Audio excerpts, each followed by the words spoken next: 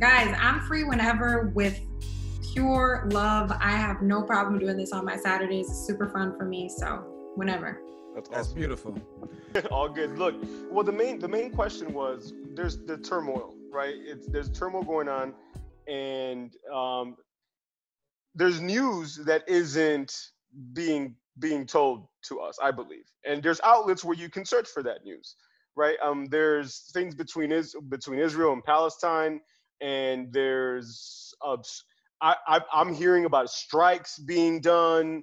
There's attacks, and there's still there's a lot of tension, right? Yeah. So with that being said, thinking about you doing a vlog and thinking about you expressing just what's happening in your, I believe, with your view, right, with what you experienced here and being in Israel, being where you are now, your information is extremely valuable just to share that, the duality of that.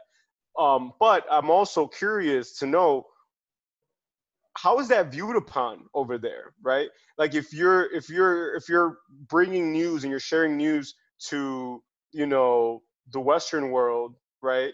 Western culture. I mean, what do people think about that?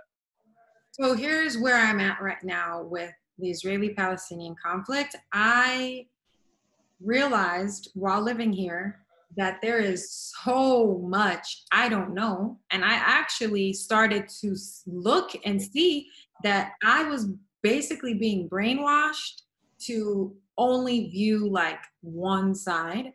And I've also noticed that it is a huge no-no to be pro-Palestine here. Like, how dare you go against us? How dare you be anti-Israel? So it's a subject, and I kind of don't have a lot of people near me that I can ask questions to, because they will never tell me that Palestinians are oppressed, that they are going through a life that is inhumane, and so like I'm starting to see it. I'm starting to have, like, I have a friend who grew up in like close to Tel Aviv. She's Arab and she's Muslim, and through her eyes, for the first time, I was like, holy fucking shit, like, I don't know anything about your side of the story. Wow. And so that's where I'm at right now. And I even posted something on my Instagram story not that long ago that said something like, wanting Palestinians to have equal human rights does not make you anti-Israel, like something along those lines. And right now there's really pissed off a lot of people, didn't you? Oh yeah, pissed. That's what I'm gonna say. Like, I pissed off some people, and that's why we're never gonna get somewhere, in my opinion.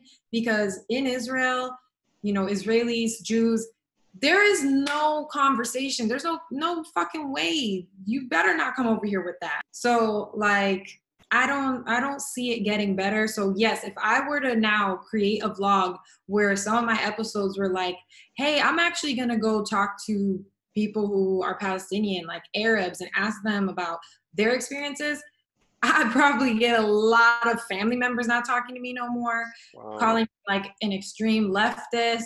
I'd get a lot of, unfollows for sure. You know what else you would get? A shit ton of fucking attention and potential viral shit, and companies reaching out saying, hey, we want somebody from the inside with your ethnic background. Yeah, that's true. And that's scary though. I mean, the family aspect. Yeah, I mean, the family aspect and just the friendships and the change. I mean, does that, have you seen people lose, friendships or lose family because of their efforts to express the truth? Yeah, I've seen people just be like publicly shunned. Like, what? Why would you ever, like, there was like the show Big Brother. That show is really big here. Like, there is a season like every 6 months or something, and like they always bring in people from different backgrounds. And one guy was pro Palestine, like, and he was, a Jewish Israeli, and the whole house, the whole season, and the whole country just hated him. Nobody was ever gonna like him. They tried to vote him off every week, and it was just like and he was like, for real, like, this man was so gentle. People were saying nasty things to him, and his responses were always so calm and collected. And that's why I was like, I saw the difference. I saw like hate and love. And like all he was trying to say is like, you guys need to understand how, like what's going on over there. And then what you're going to have, this is why it's hard to ever get through to like people who are pro-Israel, because they have been soldiers and they have seen some fucked up shit. So it's a part of the schooling system, right? Yeah, you gotta go to the army. Like you cannot escape the army. So at 18, everyone gets drafted, men and women. And the shit that they see there too is something I'll never know what that's like. And we get soldiers who die all the time. And so that is why it's such a touchy subject, because, you know, their perspective is from, well, we're defending our country and this is how we're, you know, so it's just really a really touchy subject. I like, my explanation is not going to be good. I feel like a better explanation than mine. You're saying this as an immigrant. So, and as you have a vlog, I'm sure that you have met enough Israeli-born people who are just humanists and are anti-war, and you could have one of them on your vlog to explain it to you. That's what I do with everything that I don't understand. Have them on Real Talk Chicago and help me better understand. Right. No, honestly, you've given me such a great idea, because I wasn't thinking of taking a vlog in this direction at all, like at all. It was going to be more like personal, like, oh, this is how I do my avocado mask. But like, it's still personal. It's your personal growth. Right. Yeah, no, exactly. So now I'm like, damn, like I really could do something like this. And it's very dope. Because I am trying to learn. So exactly what you said, like I can learn through interviewing. Right. Right. And you just have a different, I mean, just your perspective is different. Just your perspective overall being there. It's unique, I think is the word. Right. It's extremely unique. And it's valuable, you know, it's valuable. And I mean, of course, you can still share about your avocado mask. I mean, I'm sure that we need to learn these recipes. I like to exfoliate. I'm just saying, I need to make sure I stay looking young. Look up on how to DIY your freaking face. Pizzagate. Oh no! So it's very real. What is it? Okay. Despite that's a whole other media would have right. That's for a whole other. We got 3 minutes. Yeah. Here.